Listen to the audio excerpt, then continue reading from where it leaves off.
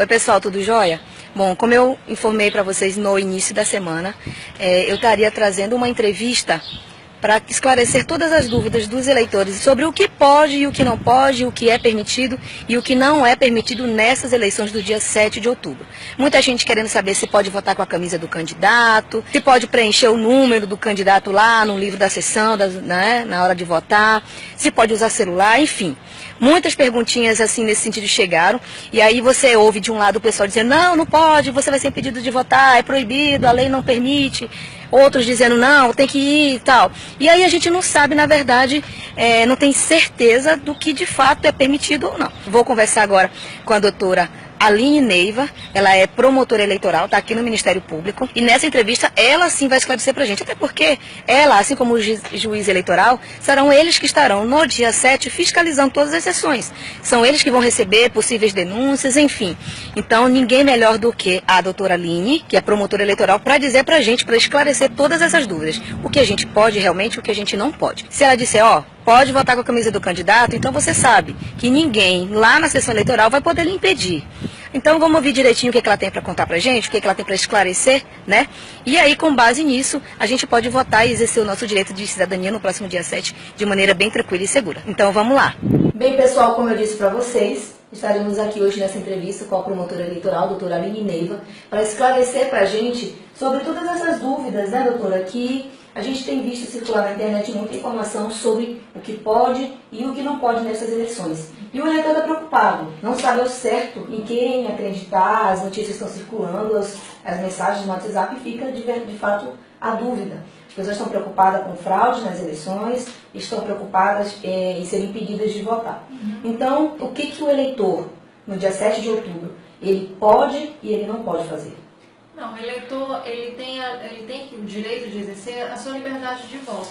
Então, o que a gente indica, o que a legislação eleitoral autoriza? O eleitor ele tem aquele direito de fazer aquela manifestação silenciosa a favor daquele candidato dele. Então, ele pode ir, por exemplo, com a camisa, com a foto daquele candidato, com o número daquele candidato, desde que de forma individual. Não pode configurar uma aglomeração de pessoas, sob pena de configurar até um crime eleitoral. Eu coloquei a divulgação da entrevista no Facebook e também recebi pelo WhatsApp. A maior dúvida de quem está assistindo a gente é justamente, eu posso ir votar com a camisa do meu candidato? E isso inclui, muitas vezes, a foto do candidato, o número do candidato, ou qualquer frase de efeito que faça parte da campanha do candidato. Então, é permitido votar vestido dessa forma, desde que a pessoa não faça nenhum tipo de manifestação, é isso? É isso mesmo. A pessoa, o eleitor, ele tem o direito de se manifestar nesse sentido, de apoiar aquele candidato ao qual ele tem o maior apreço. Ele não pode ir numa aglomeração, por exemplo, 5, 10, 15 pessoas irem para a porta da escola. Marido e mulher pode. Marido e mulher também pode. Uma família, pai, mãe, filho, todos eles. Um filho, por exemplo, com a idade de 16 anos. É uma família que está indo votar. Se todos eles votam num determinado candidato, eles não estão formando uma aglomeração de pessoas, mas aquela família silenciosamente não pode ficar fazendo aquele tipo de manifestação. Induzindo as pessoas, né? Isso, arregimentando outros eleitores para que eles votem naquele candidato que eles são partidários. Mas uma família, por exemplo, pode realmente votar dessa forma. Entendi. Outra informação que também circulou na internet, as pessoas preocupadas com essa questão da fraude e tudo mais, era uma dica para o eleitor que ele preenchesse no caderno da sessão, não tem aquele livro que todo mundo assina? Então, lá no finalzinho, quando ele terminasse de preencher o nome dele, ele colocasse o número, né, do candidato a presidente. Isso circulou muito, foi muita mensagem, eu recebi várias vezes, dizendo, olha, para evitar fraude, já que não há o voto impresso, preenche teu nome e coloca o número do candidato lá no final. Isso pode fazer com que esse eleitor tenha o voto anulado? Não é a questão dele ter o voto anulado ou não ter o voto anulado. A questão é porque a gente indica, não pode. Ele não pode ficar externando porque o voto é inviolável. O mesário, ele tem o poder de, inclusive, de prender eleitor, porque ele é o presidente de mesa naquele momento, ele é a autoridade máxima dentro da sessão. Dentro da sessão. Então, ele vendo alguma irregularidade que está acontecendo, ele pode, inclusive, prender o eleitor, ele tem o dever de manter a ordem naquele local. Entendi. Então, o mesário, tanto o mesário quanto o presidente de mesa, eles eles foram treinados e eles estão atentos para qualquer tipo de manifestação. Então, somente será permitido que o eleitor preencha o seu nome, assine, será entregue para ele novamente o seu título de eleitor e ele dali tem que se retirar. Ok, que no livro da seleção, várias pessoas assinam ali, então automaticamente se você coloca o número do candidato, você, quando o próximo for votar, ele vai ver o número que você votou e isso,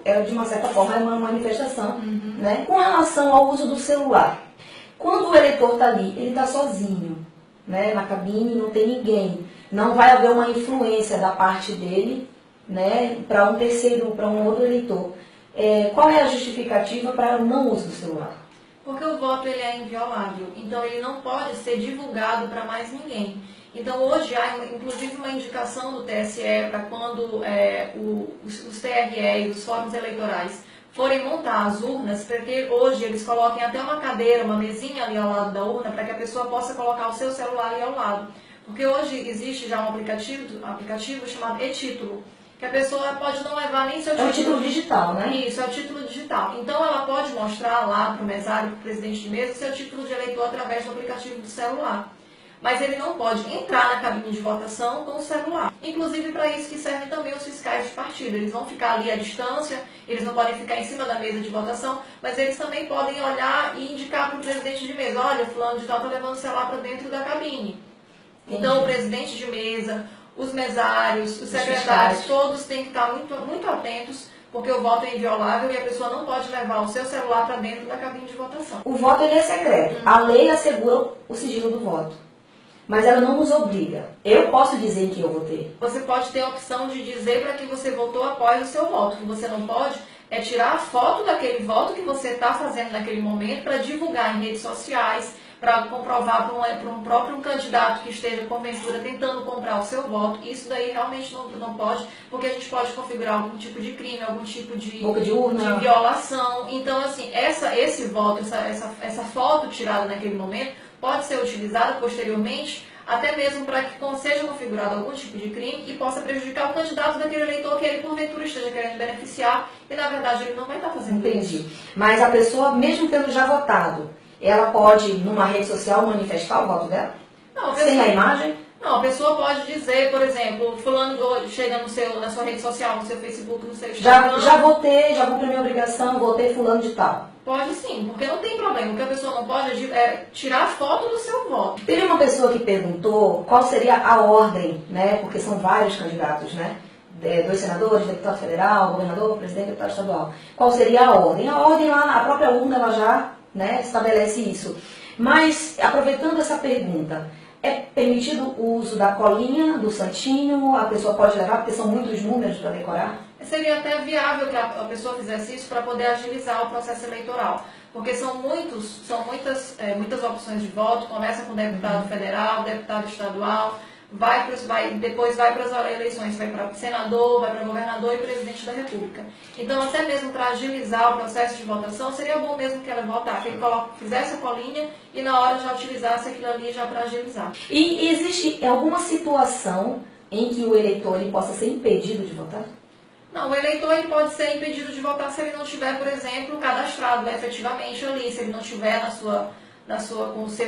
não fez a biometria, não cumpriu com os requisitos eleitorais, não está em dia, aí realmente ele pode chegar lá e ter o problema de chegar e seu nome não constar na lista. Eu pergunto porque muitas vezes está alcoolizado, né? Está alterado, você vê que a pessoa está ali meio que criando confusão.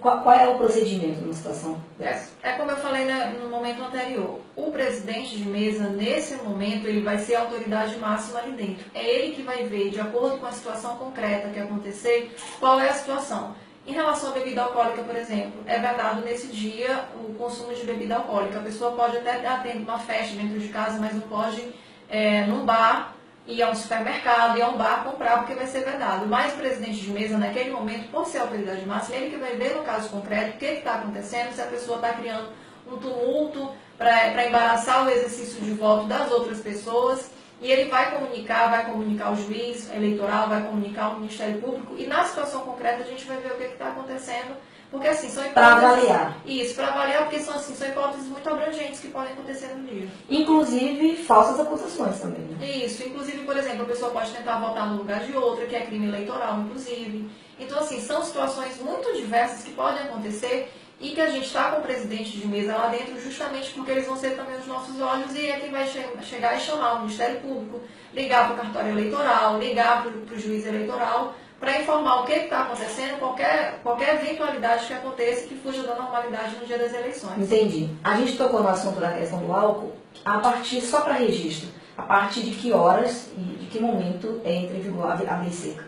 A partir das 18 horas do dia anterior, Do sábado. já não pode mais haver o consumo de bebida alcoólica, a venda de bebidas alcoólicas para evitar qualquer tipo de transtorno no dia das eleições. Ou seja, no sábado, a partir das 18, 6 da tarde, bares, supermercados, nenhum estabelecimento que venda bebida alcoólica não pode mais vender. Não pode. E se for pego vendendo? Aí é comunicado ao Ministério Público, é comunicado à polícia para que possa ter a vedação daquele local, para que possa ser interditado e a gente tomar as medidas cabíveis.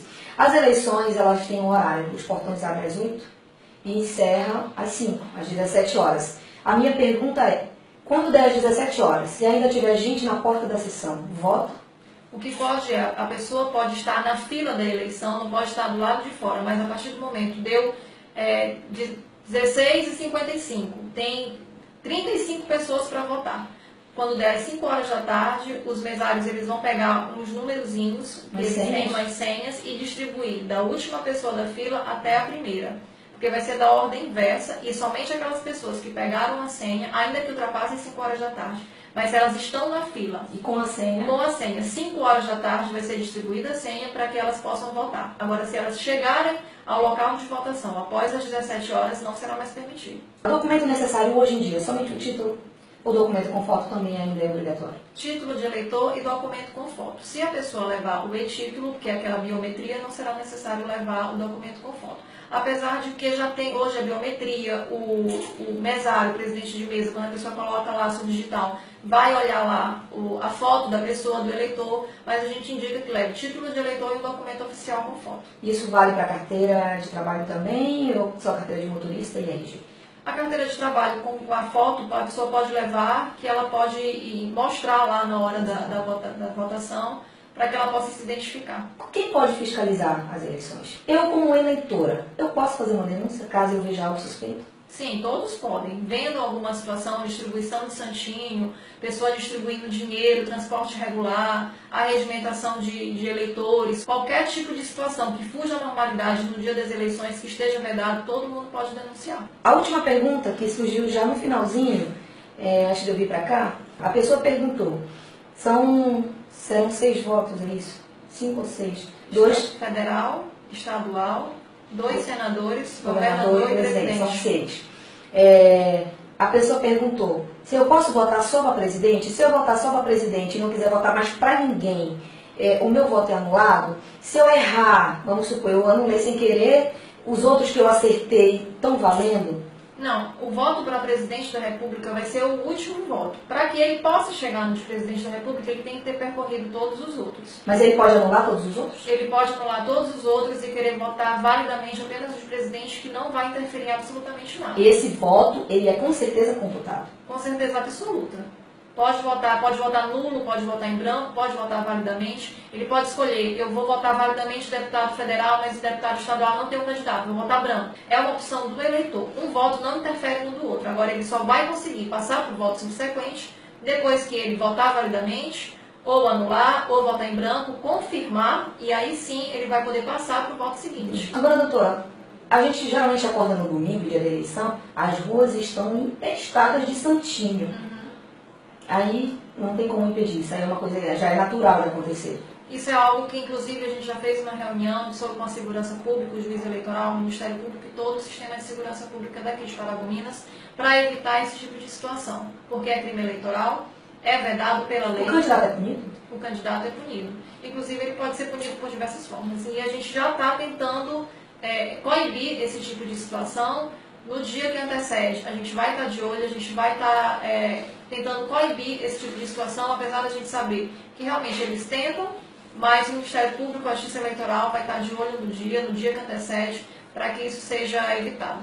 Gente, eu agradeço, viu, doutora Mina, você ter recebido a gente aqui. O eleitor agora já sabe o que ele pode, o que ele não pode e até o que ele deve, né, em algumas situações. Tem mais alguma consideração para o eleitor de Paragominas? O que a gente pede é isso. Tendo alguma dúvida, pode procurar o Ministério Público e principalmente o voto consciente, para que ele também tenha essa consciência em relação ao voto, a sua manifestação silenciosa, não faça regimentação de eleitores, não faça aglomeração de pessoas, porque isso realmente pode configurar crime eleitoral. Então a gente pede, cada um tem a sua opção de voto, vote silenciosamente, quer ir com a camisa do candidato, vá isoladamente, vá só com sua família, e tenha o voto consciente, porque realmente é algo que a gente vai decidir nosso futuro pelos próximos 4 anos.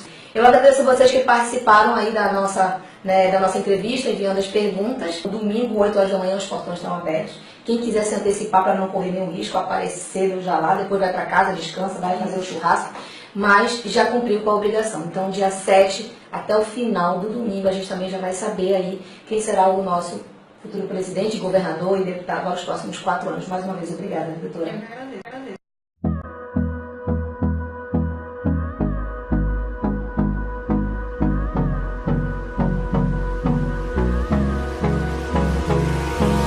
Hold me close till I get up. Time is barely on our side.